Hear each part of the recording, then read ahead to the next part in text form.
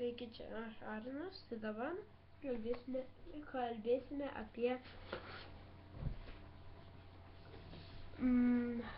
gal atspėkite apie ką. Atspėjote apie rugsėjo 1. Tai jau praėjo rugsėjo 1, jau vidury gruodžio, ne gruodžio,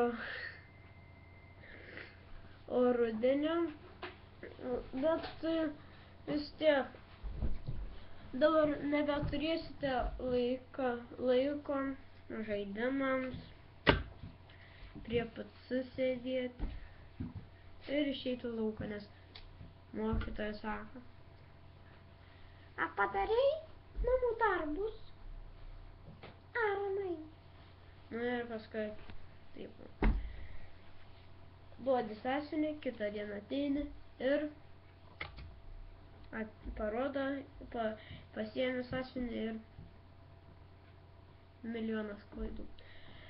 Jo, todėl ir nelabai patinka. Nepatinka iš viso. Nes kam galėtų patikti rugsėjo 1? Niekam, nes neįdomu yra. Ten mokykloje mokintis ir viskas, bet tai bent jau išmoksi, bet neturėsi laiko žaidimams. Tai jo, su jumis buvo čia aš, Epic Arnas, ir viso gero. Ate.